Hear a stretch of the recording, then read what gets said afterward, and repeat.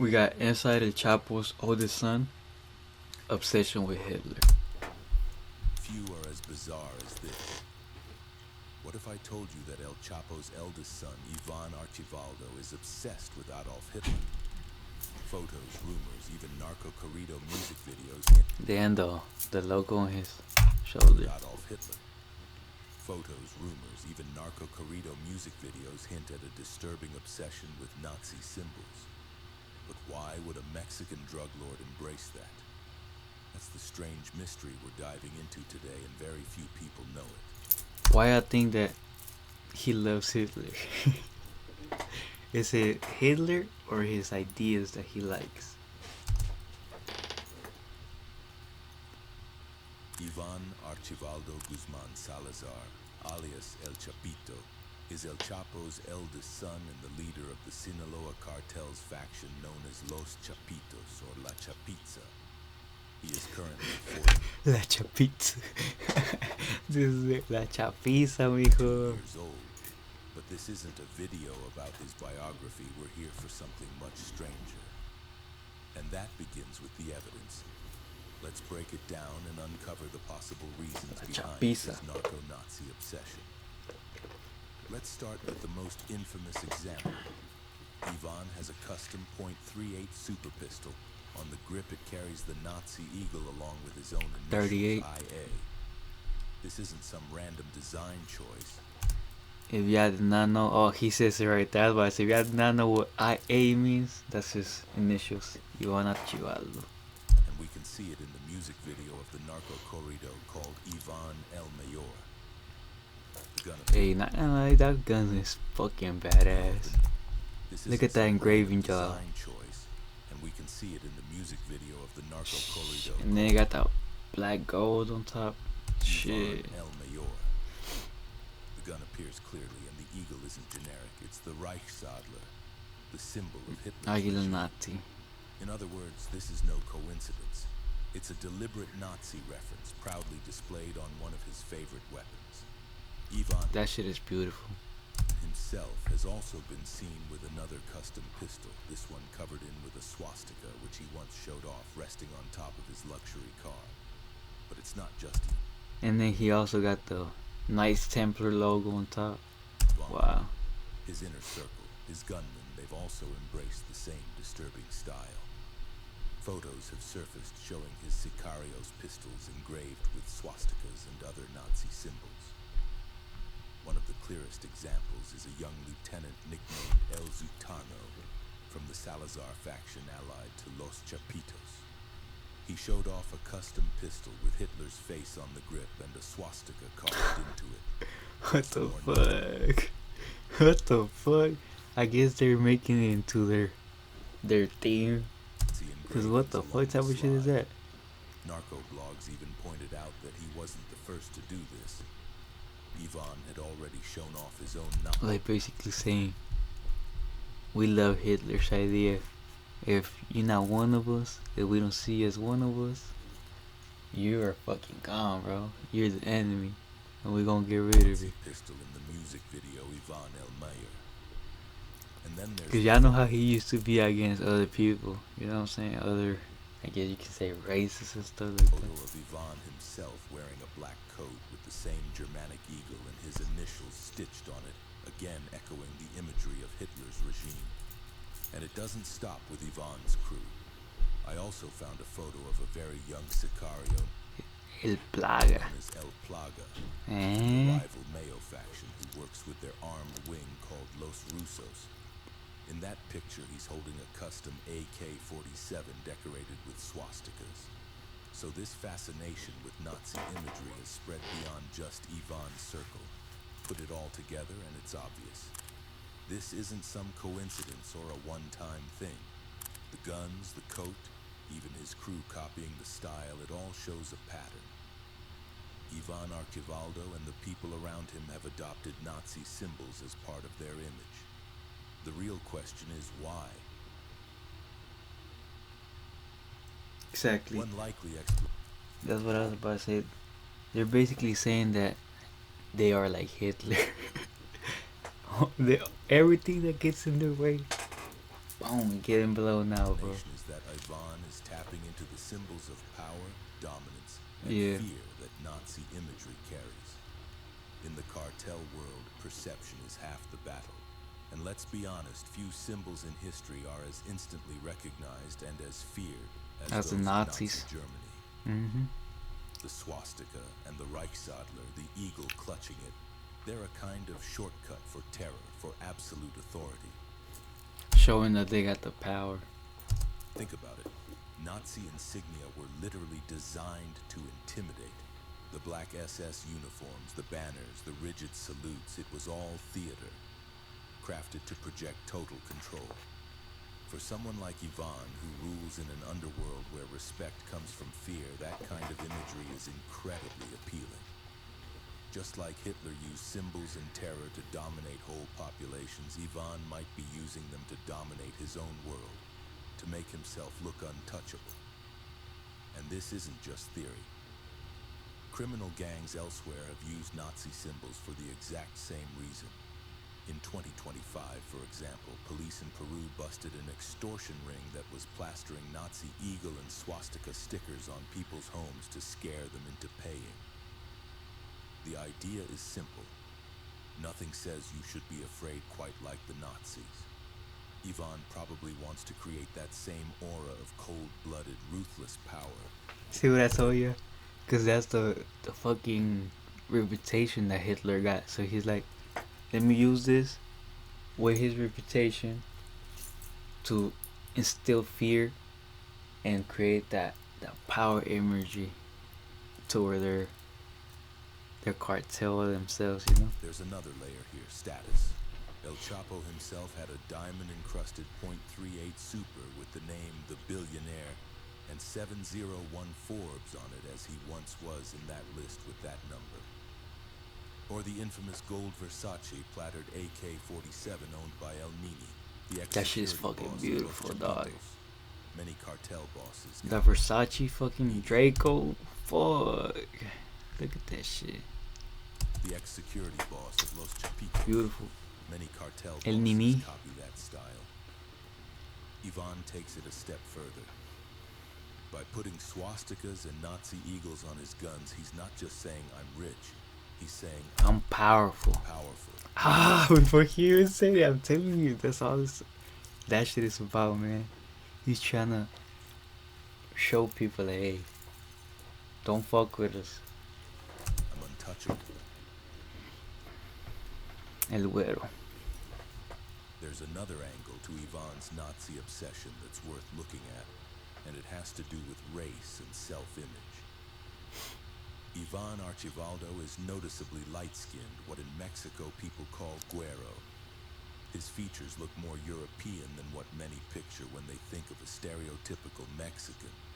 And in Mexico, being light-skinned has long carried a kind of status. I was about to say, it makes him look like higher status. Because that's how people are, bro. Even in Mexico, people that are Mexican make other Mexican people less because of their skin color. There's still colorism going on between the same race, the same community. If you're lighter, they see you as, oh, you're up here. And then if you're darker skinned, they see you as, oh, you're the Indian. Like, bro, that's fucked up. Left over from colonial times. Like, basically saying that since they're darker, they're connected more to the older, you know what I'm saying, generations and people that were here from way back then, when there was the Aztecs and all that. European, the more you're seen, or you see yourself as elite. That idea hasn't gone away. In fact, wealthy, fair-skinned Mexicans are sometimes mockingly Exactly. called white Exicans. And in the narco world, it's common for traffickers to brag about it, even taking nicknames like El Güero, which literally means blondie. If you look back at some old photos of El Chapo when he was young, you'll notice he had that same lighter look too. It seems Ivan didn't just inherit his father's empire, he also inherited those features. It's in the genes. So how does that tie into Nazi symbols? Well, the Nazis... They used to hate people other races. were obsessed with race, with the idea of Aryan purity and hierarchy. They wanted to have those people that were white with colored eyes, tall, and if not, you're fucking out of there, bro. And ironically, that obsession has found its way into certain corners of Latin American gangster culture.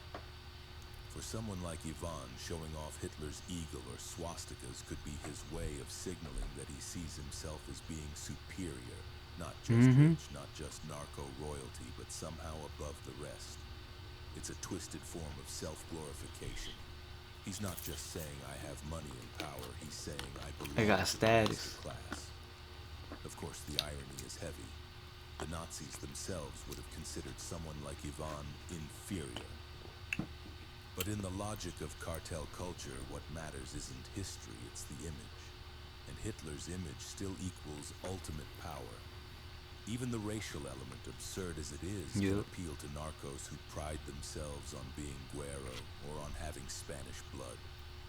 And this wouldn't even be unprecedented. Carlos Later, one of the founders of the Medellin cartel in Colombia, was half German and openly idolized Hitler. Damn. See, a lot of people in the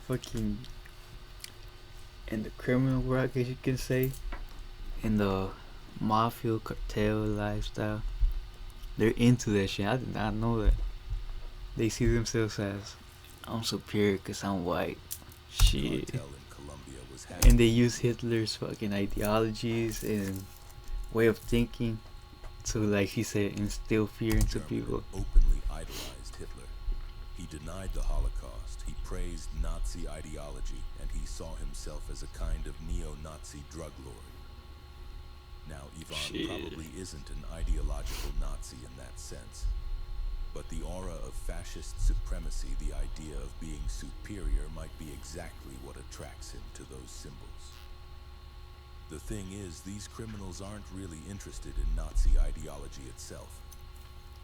They just like what comes with the imagery and the symbolism Mexican narcos that they care. Don't care about World War II politics or anti-Semitism. What they care about is the fear that Nazi imagery creates. Yup. Now, none of the possible explanations we've talked about cancel the others out. The truth is probably a mix. Ivan might partly admire Hitler's aura and partly use the symbols as just shock value. What we don't have is evidence that he's tied to actual neo-Nazi groups or movements. Everything suggests it's superficial, more about intimidation than ideology.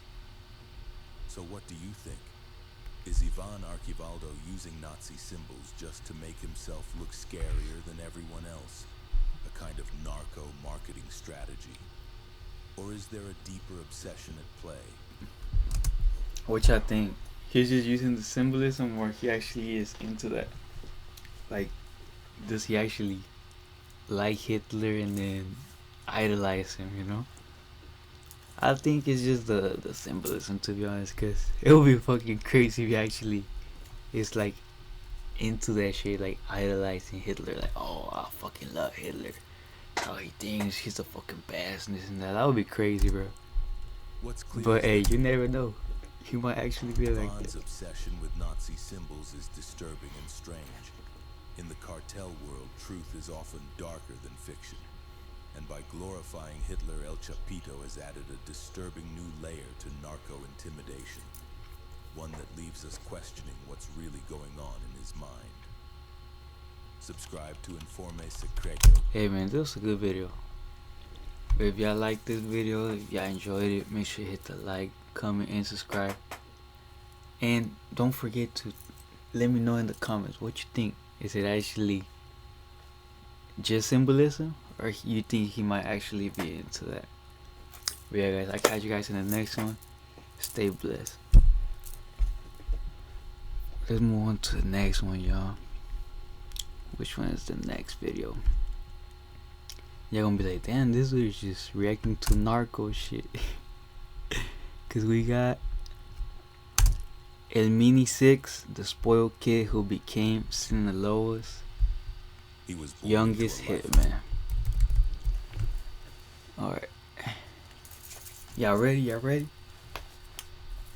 This is El Mini Six, the spoiled kid who became Sinaloa Cartel's youngest hitman. He was born into a life of power, money, and danger.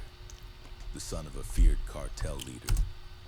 This is the same dude we just reacted to. Hey, if y'all want to go see the other video, it was about Ivan Archibaldo. It will be down below in the description, so y'all can go ahead and check that out. Or y'all can just keep watching this, and it'll pop up at the end for you to just click it. The nephew of the... But let's watch this one. The youngest hitman of the Sinaloa Cartel. And danger. The son of a feared cartel leader, the nephew of the most violent cartel hitman, and the boyfriend of a drug lord's daughter. By the time most kids were doing homework, Raul was already learning how to kill. He even posed proudly for photos holding a Barrett .50. Damn! He probably looked like at most 15 years old in that picture. He even posed proudly for photos holding a Barrett. Look at that. He looks young. Yeah, he probably like 15 in that picture. .50 caliber rifle, a weapon powerful enough to take down helicopters. How does that shit goes through fucking armor and everything? Even if you got a bulletproof truck, that shit will make it go through. As a teenager go from luxury parties to shootouts with police? This is the story of Cesar Raul Meza Torres, El Mini alias Six. El Mini Six, the spoiled kid who became the Sinaloa cartel's youngest hitman, and it's one you won't forget.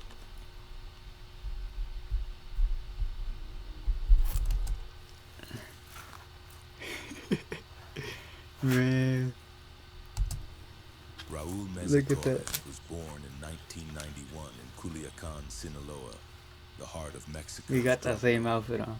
From the start, his Sinaloa, Raul Meza Torres was born in 1991 in Culiacan, Sinaloa, the heart of Mexico's drug world. From the start, his life was anything but normal. His father, Raul Meza Ontiveros, better known as LM6, was a powerful figure in the Sinaloa cartel. His mother, Aida Torres Felix, came from a bloodline just as notorious.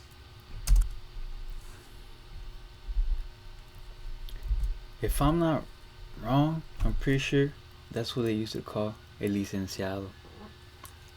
And then his kid, El Mini Licenciado, basically. Six was a powerful figure in the Sinaloa cartel. Let's check. Let's just fact check that shit so I'm not over here speaking no lies. El M6 is El Licenciado. I'm pretty sure that is him. Let's just fact check that.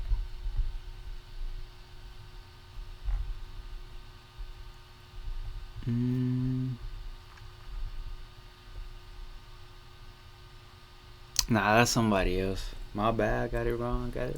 But yeah, that's somebody else. Tell. It's because in a lot of corridos they say that person's name. I thought it was him. From the start, his life was anything but normal. His father, Raul Meza Ontiveros, better known as LM6, was a powerful figure in the Sinaloa cartel. His mother, Aida Torres Felix, came from a bloodline just as notorious. Yep. Her brothers, Manuel LM1 Torres, one of the cartel's most violent LM1, and Javier LJT Torres all worked under the legendary El Mayo Zambada. That made Raul cartel royalty. Even his sister, Adriana Meza Torres, was connected. She became the girlfriend of Ovidio Guzman, one of El Chapo's sons.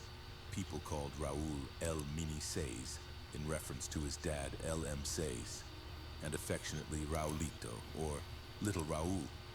From a young age, Raul idolized his father and wanted to be just like him. By 9 years old, he was already posing. Damn, don't just find that kind of crazy? That most people that, well, not crazy, but it's like, how can I explain?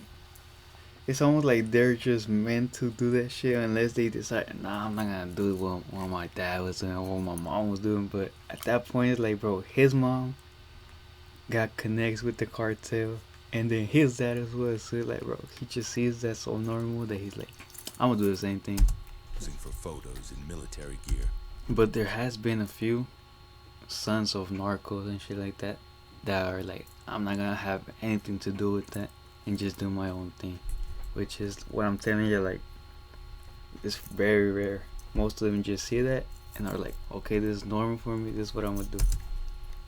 Holding rifles almost as tall as he was. While other kids were worrying about school, Raul was pretending to be a soldier in his family's war. He grew up surrounded by everything money could buy: sports cars, the newest phones, and the constant protection of armed men. But in that world, privilege came with enemies.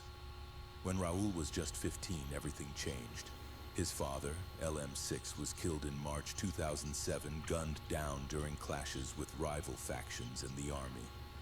Damn. Losing his father could have made him walk away. Instead, it lit a fire in him. See what I'm saying? At that point, it's like he actually liked that lifestyle. So that's why he started doing it so young. Because, like I'm telling you, a lot of them see what goes on and they're like, I'm going to stay away from that. I'm going to do my own thing. That has nothing to do with this life. But then again, like he said, that only made him get into it a lot more, which is crazy. A Narco Corrido, a ballad written for his father, included a chilling line. A fighting rooster died, but he left behind a little chick. I'm off to rest. I leave Raulito in charge. In Sinaloa's narco culture, he saw it as, shit, my dad's not here, I gotta do it for him now. That was more than a tribute. It was a passing of the torch. Raul took it to heart. Soon after, he started dating Teresita Zambada Niebla, one of El Mayo's daughters. A teenager with a drug lord's princess as his girlfriend was the ultimate status symbol. He was young, rich, and fearless, living in a world where danger was just another part of life. He looked so After young in losing those his pictures, father, bro. Raul went all in on cartel life.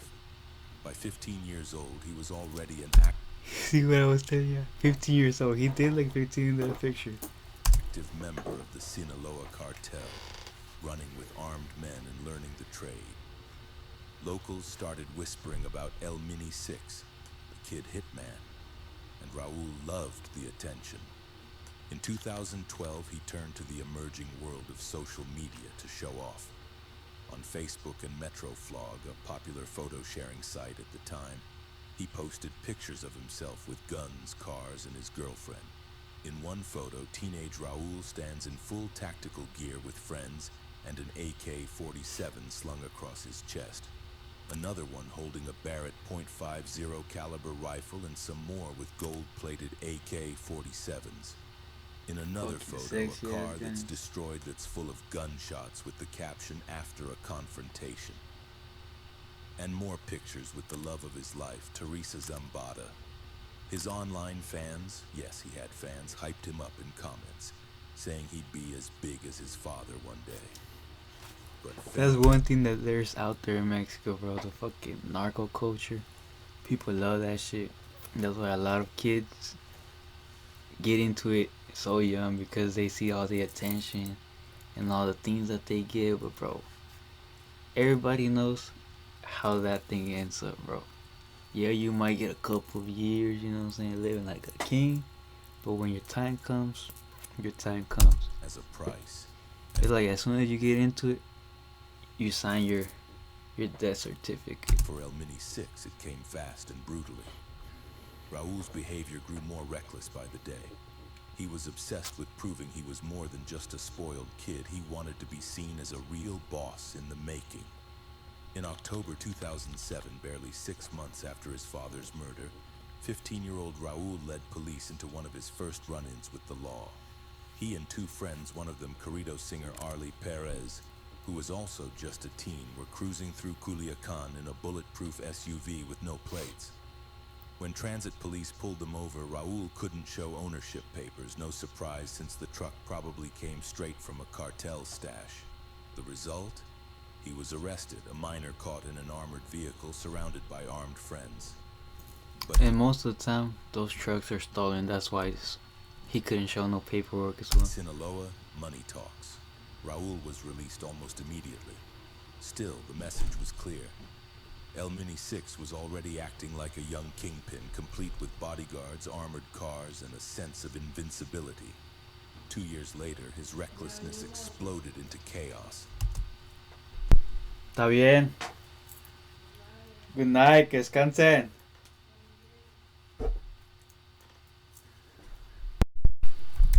Acting like a young kingpin, complete with bodyguards, armored cars, and a sense of invincibility. I mean, bro, imagine that at 15 years old he got all that. No wonder. 2 years later, his recklessness exploded into chaos. On June 19, 2009, the 17-year-old and his crew took their love for adrenaline to the streets, drag racing through a Culiacan neighborhood after midnight. Neighbors called the police and officers showed up to break it up. Raul and his friends could have just driven off. Instead, they chose violence. As the police approached, several young gunmen jumped out of two cars, a Jeep Cherokee and a Nissan, and opened fire. A wild shootout erupted right there in the middle of the city. Bullets flew echoing through the night. It was like a... I mean, bro, at that point, like, do y'all really think he's gonna walk away from that? If he got the opportunity to cause chaos and put more fear into the people, getting his name out there more, he's not gonna do that, bro. He's just gonna go ahead and take that opportunity and use it in his favor. Scene from an action movie, only this was real life. The attackers escaped into the darkness, abandoning the bullet-riddled Jeep at the scene.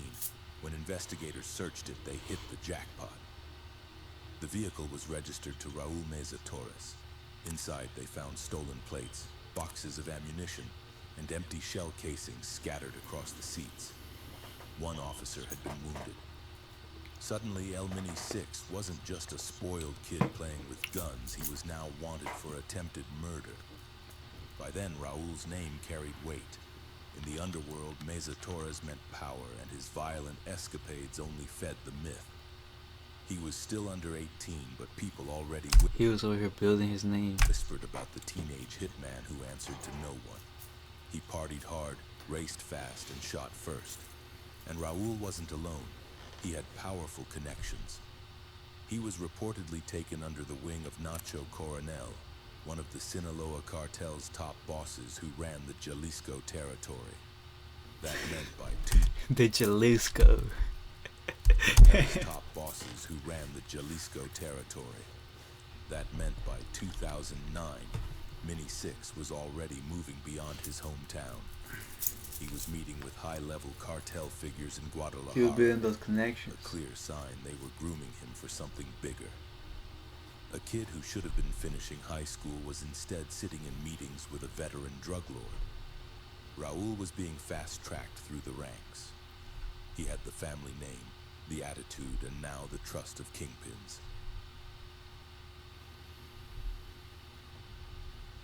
By April 2010, Raul Meza Torres was getting closer to his end.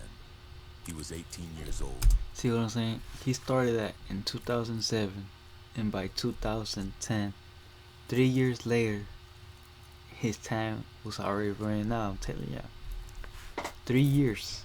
Armed to the teeth and riding high on cartel business in territory far from home.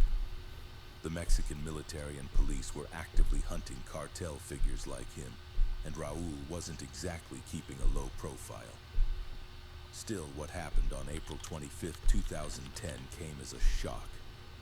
It was the early hours of a Monday morning in Zapopan, Jalisco, a suburb of Guadalajara. Raul and 22-year-old Fidel Rojas Felix were cruising through the dark in a Dodge Ram pickup. Little did they know their life of fast cars and guns was about to reach a violent end. Shortly after 3 a.m., a pair of municipal police officers on routine patrol spotted the Ram truck driving suspiciously through the Los Angeles neighborhood. The officers decided to pull it over for what should have been a simple traffic stop.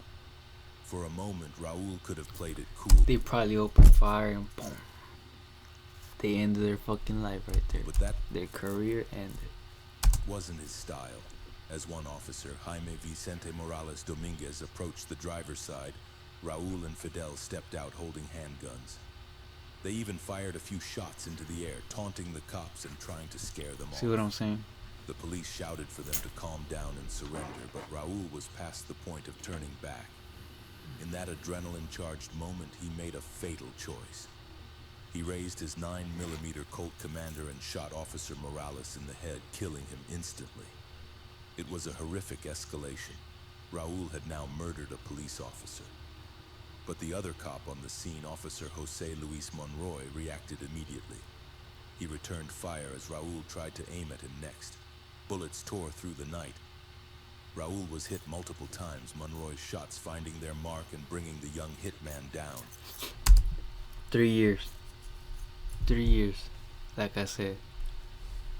Short fucking life. In the chaos, Fidel Rojas panicked. He watched his friend collapse. From 15 to 18. And ran, climbing onto a nearby rooftop to escape.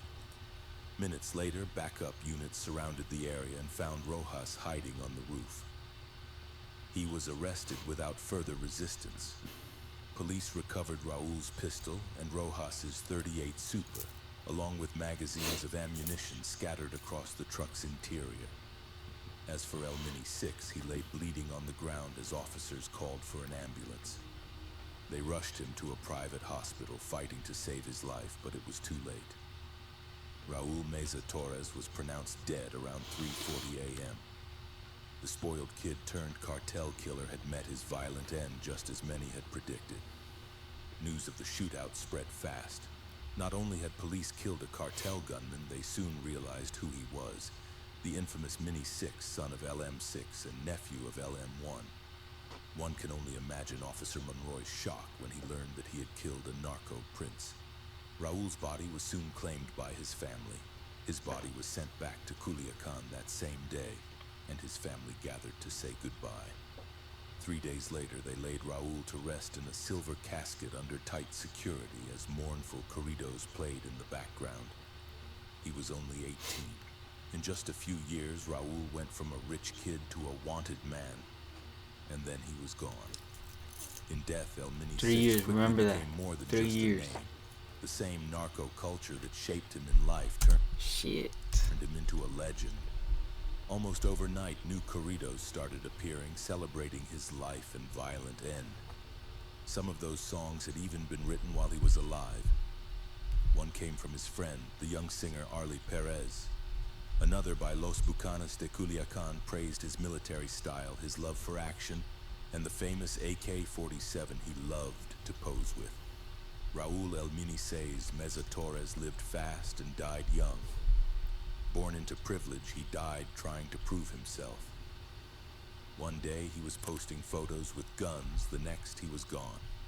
Subscribe to inform. Hey man, if y'all enjoyed this video, make sure to hit the like, comment what part of the video surprised you the most, and I'll see you guys in the next one. Stay blessed.